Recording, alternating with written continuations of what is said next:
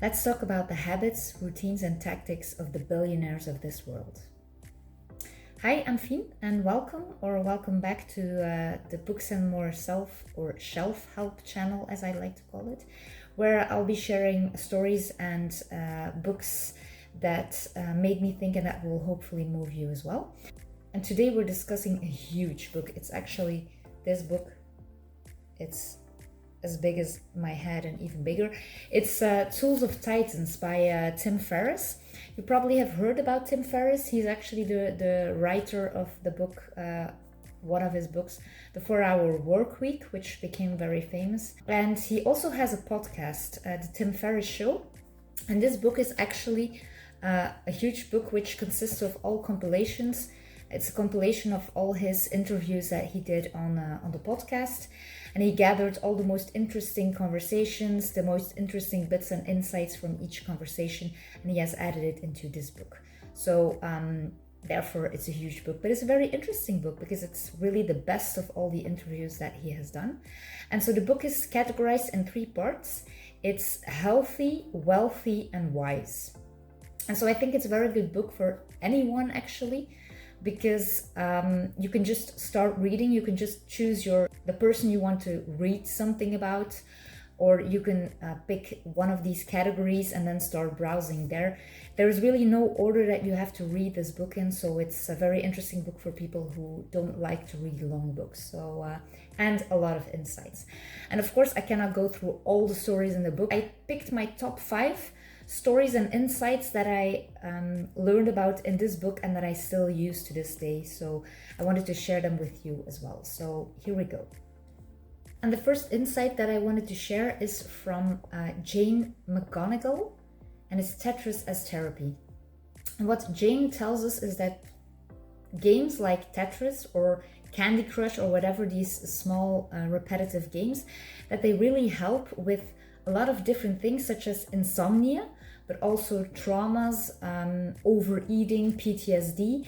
And why is that the case? Because actually you have this visual stimuli. You see the blocks falling, for example, with Tetris, and those visual stimuli, they override the things in your brain that you're currently obsessing about. So it could help with overeating if you're craving certain food, or if you have traumatic visualizations that you make in your head, that if you play Tetris or any kind of comparable game, that it really helps you to forget for a moment the other things that you're craving or that is traumatic to you. So of course, for traumas, for example, it helps if you can watch Tetris after a traumatic experience within 6 to 12 or I think 18 hours it was, then it really can override or help with these traumatic experience. But in this case, I thought it was interesting, for example, for insomnia, if you cannot sleep, just play a little bit of Candy Crush or Tetris and it will really help you to forget about stuff that happened during the day and help you relax and sleep better. So it's worth a try. The second story or insight that I wanted to share is from Derek Sivers, and it's actually about don't be a donkey. Because Tim asked him during the podcast, like, what would your advice be to your 30-year-old self? And he said, don't be a donkey. Because what he sees with 30-year-olds, just like myself actually, that they are in this life and they want to do 100 different things at the same time, and they never pick a thing, or they start something and then after a very short period of time they just pick something else and they never get good at anything and they never achieve anything that way. So what he compares it to is the story of the donkey who's halfway in between hay and water, and he's thirsty and he's hungry, but he never picks something because he doesn't know what to pick first, and so he just stays there stuck in the middle, literally, and then he dies from thirst and hunger. So what Derek's actually is saying is, don't be the donkey, choose one thing, go for it, and really see your life as an experiment. Know you have time. It's a bit what Gary Vee also mentions. Be patient, you have time, and go for something, but then really go for it. If you notice it's not for you, then you can still do something else. But if you notice it is something for you, then go for it, do it a couple of years, and then afterwards you can still do the other thing or the other things that you wanted to do as well in your life. So he says, don't be a donkey, see life as an experiment and try stuff out, especially when you are younger. And a side note or a side thing that I thought really interesting, Derek is also the founder of a company called CD Baby. I'm not sure what they did, but it was something with CDs that they send it out to people. I think it's sort of a Netflix type of service in the beginning. And so what he noticed is that anyone in business sends out these generic emails or letters that are accompanied in a package. For example, "Oh, thank you for your order, blah, blah, blah." And so Derek said, I should tweak this and make it more fun, because it's really all about fun as well. You should really check out this guy. He's a really great guy. And he makes everything fun. And so he wrote this email that accompanied all his packages that he sent it out. And it said, "Thank you for your order. It was really over the top. We just did a happy dance. Someone is really producing your CD, is wrapping it up." It was such an over-the-top, huge email, but it was so funny, and it's such a small thing. And that's how Derek got really famous. If you look it up on the internet, Derek Sivers, CD Baby email, then you will definitely find it, because it's still all over the internet, because it was such a good email. So just know that is something that I took away from Derek as well. Very small things. It's not the big things that can do a lot for your business or for your life in general, but it's really sometimes the very small things that can help out a lot, and especially when they are fun. The next, or the third insight that I wanted to share is from Casey Neistat. You probably know him from YouTube, because he's a very famous YouTuber. And there are two stories in the book that I really enjoyed and that really made me laugh and made me think. And the first one is all about follow your anger. So what Casey did, he got a ticket for not riding in the bike lane. And this cop gave him a ticket for $50 and said, you really should, it was in the middle of New York, you really should stay in the bike lane because it's for your own safety and security. And so Casey was so mad, and he made a video about it where he literally just stayed in the bike lane. He hit hundreds of things, and the movie ends with Casey riding his bike in the bike lane and crashing into a police car who was really stationed and parked on this bike lane. So this movie went on YouTube, and really he got like 20 million views on the first day or something, or 5 million views on the first day. And so, yeah, of course, he got his money back in just a couple of seconds. The $50 didn't matter that much. But it was just, he says, like, if you need to do something creative, really think about things that make you angry and just follow your anger, and that will give you inspiration to make stuff. And then another thing that he did, which is also pretty famous, is a campaign for Nike. He actually was in advertising, and Nike asked him within this organization to make a three series for a commercial. And the idea was that it should be about make it count, do stuff that matters.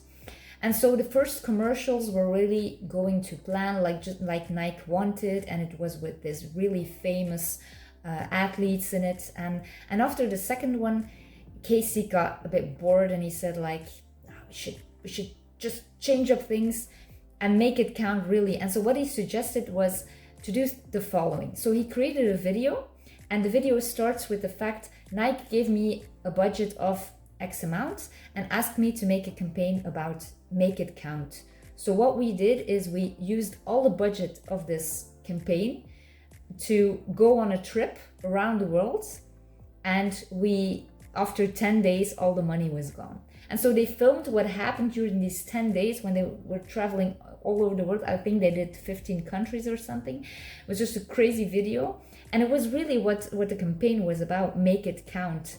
And it is really the most viewed Nike video. I think it was for a lot of years the most watched video ever. And of course, Nike was pretty happy with that.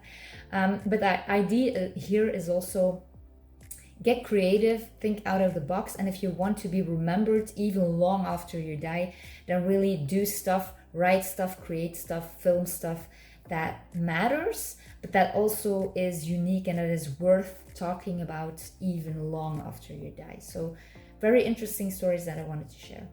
The fourth insight that I wanted to share is from Scott Adams, And he's famous from the Dilbert cartoons. You have probably seen them around. And he has a very interesting idea, or he gave a good advice on career advice. So what he says is, if you want a just boring general career, then you're all set, nothing to do specifically. But if you want a rewarding or high-paying or successful career, then you have two paths. You can pick the path of becoming the best in one topic and really become top-notch and the expert in it, like the top 1%, and then you realize super great things. Or you can take another path, and that is become very good, like top 25%, in two or more things combined. And that is actually what Scott also did. He was good in the creative part, in drawing, for example. He was not the best at it, but he was within this top 25%. He was pretty good, better than the average person. And he was also very good in making jokes. He was not the funniest guy ever, but he was way funnier than the rest of the people that he knew. So he just combined both. He combined drawing and being funny, and that's how he created Dilbert, which still is a huge success. And so he says, like, if you're not sure and if you don't want to pick one thing, then pick two or more things that you are in the top 25% in and combine them to become successful. And he mentions as well, if you pick two or more things, then one thing should at least have something to do with communication, meaning either written or verbal. So that always helps and is very good to combine with other stuff that you can be good at. So I thought it was really a brilliant insight, and I'm definitely going to think about it myself a bit more in the future. And the last story for today, the number 5, is from Alain de Botton, or de Botton. Not sure how to pronounce it. He's a famous philosophical person. I never heard of him actually, but he had an interesting thought that I'm trying to take with me during the day. It's not always working, but I just wanted to share with you because I think it's interesting. And he says, for example, if you have a baby and a baby cries, then what do? You have this kind of a checklist, like, is the baby hungry? No. Does the baby need another diaper? No. Does the baby have a fever? Is he getting teeth? You have this checklist which you go through to know why this baby is crying. Now, if you meet a person and this person is, for example, mean to you, or it looks anxious or whatever, you're not going through a checklist, but you actually should. And he mentions, like, for example, Bill Clinton does the same. He asks the questions like, is this person hungry or thirsty? Did somebody just send a bad email to this person? Is somebody bugging this person? And yeah, with a baby, we're not thinking like, oh, this baby is crying because it's evil, because it's after me, it wants to make me tired, it's against me. We don't think about babies in that way. We just go through the checklist of what could be wrong. And we should actually do the same with people. If they are anxious or nervous, or if they are not responding like we used to, or if they are really angry at us, for example, then always keep in mind that something is happening in the background. We don't understand even ourselves, so how could we possibly understand what is going on with another person? So be compassionate and try to get maybe even a bit more information of what is happening on the other side to understand why a specific person is reacting in a certain way. So that was it for today. Obviously, it's a huge book. There are so many stories, so many interview summaries in there. But I've picked these top 5 for today. Maybe I do a sequel in the future. I don't know yet. I'm very curious to understand what was your favorite story or insight of today. Or maybe you have read the book already and you had other insights that you took away. So feel free to add anything in the comments, really, down below. And if you've enjoyed this video, then I trust that you give this one a thumbs up, a like. And if you want to hear more book reviews, more stories in the future, then you can always subscribe to the channel, and then you'll get more videos every Sunday. So that's it for this week. I hope you have a lovely day today, and I'll see you next week. Bye.